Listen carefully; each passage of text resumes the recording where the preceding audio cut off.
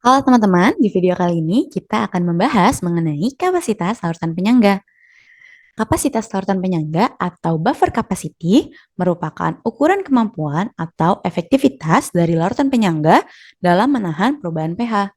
Semakin besar konsentrasi dari komponen penyusun larutan penyangga, maka kapasitas larutan penyangganya akan semakin besar.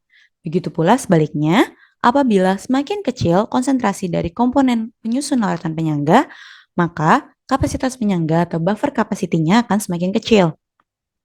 Nah, kapasitas larutan penyangga atau buffer capacity juga dipengaruhi oleh perbandingan dari konsentrasi komponen penyusun larutan penyangga, di mana apabila perbandingan konsentrasinya semakin besar, maka buffer capacity-nya akan semakin kecil. Nah, begitu juga apabila perbandingan konsentrasinya semakin kecil, maka buffer capacity-nya akan semakin besar. Nah, kita ambil contoh apabila ke dalam sistem penyangga ditambahkan sedikit asam maupun sedikit basa. Kita mempunyai 1 liter sistem penyangga yang terdiri dari 1 molar asam asetat dan juga 1 molar natrium asetat dengan Ka asam asetat sebesar 1,8 dikali 10 pangkat minus 5.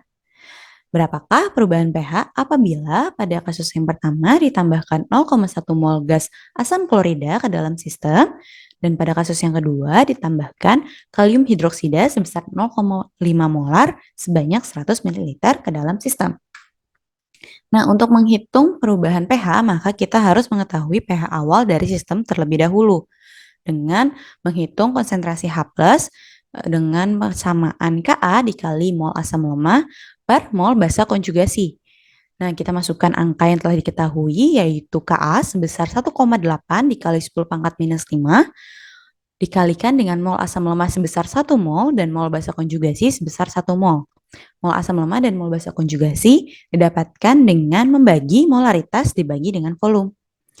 Nah, didapatkan konsentrasi H+ sebesar 1,8 dikali 10 pangkat minus 5. Kemudian kita dapat menghitung pH menggunakan persamaan pH sama dengan minus log konsentrasi H+. Nah, kita masukkan angkanya yaitu minus log konsentrasi H+-nya sebesar 1,8 dikali 10 pangkat minus 5, sehingga didapati pH awal yaitu 4,74. Nah, setelah mendapatkan pH awal, kita hitung perubahan pH pada penambahan HCl sebesar 0,1 mol terlebih dahulu. Di mana apabila HCl ditambahkan ke dalam sistem, maka ion H+ yang ditambahkan akan bereaksi dengan basa konjugasi yaitu ion asetat dan membentuk asam asetat.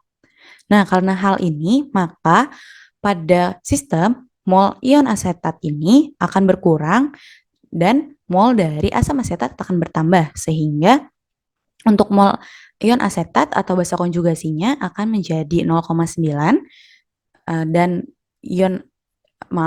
mol dari asam asetatnya akan bertambah menjadi 1,1 mol. Nah, untuk menghitung pH sama seperti sebelumnya, kita harus menghitung konsentrasi H+ terlebih dahulu menggunakan persamaan Ka dikali mol asam lemah per mol basa konjugasi. Kita masukkan angkanya yaitu Ka 1,8 dikali 10 pangkat minus 5 dikalikan dengan mol asam lemah sebesar 1,1 mol dan dibagi dengan mol basa konjugasi sebesar 0,9 mol. Sehingga didapati konsentrasi H+ sebesar 2,2 dikali 10 pangkat minus 5. Nah, untuk menghitung pH, kita bisa menggunakan persamaan minus log konsentrasi H+. Tinggal kita masukkan besaran konsentrasi H+-nya sehingga menjadi minus log 2,2 dikali 10 pangkat minus 5. Nah, dari perhitungan ini kita mendapatkan pH sebesar 4,66. Nah, perubahan pH dari pH awal 4,74 menjadi 4,66 yaitu sebesar 0,08. Cukup kecil sehingga bisa kita katakan bahwa pH dari sistem relatif tetap atau tidak mendapatkan perubahan yang signifikan. Yang kedua yaitu penambahan kalium hidroksida 0,5 molar sebanyak 100 ml atau kalium hidroksida sebesar 0,05 mol. Ion OH- yang ditambahkan akan bereaksi dengan asam lemah, asam asetat, membentuk ion asetat dan juga air. Karena hal tersebut, mol dari ion asetat atau basa konjugasi akan bertambah menjadi 1,05 mol dan juga ion dari asam asetat akan berkurang jadi 0,95 mol. Setelah mendapatkan perubahan molnya, kita masukkan ke dalam persamaan mencari konsentrasi H+ terlebih dahulu, yaitu Ka dikali mol asam lemah per mol basa konjugasi. Kita masukkan angkanya yaitu Ka 1,8 dikali 10 pangkat minus 5 dikalikan dengan mol asam lemah sebesar 0,95 mol dibagi dengan mol basa konjugasi sebesar 1,05 mol, menghasilkan konsentrasi H+ sebesar 1,6 dikali 10 pangkat minus 5. Setelah mendapatkan konsentrasi H+-nya, kita dapat menghitung pH menggunakan persamaan minus log konsentrasi H+.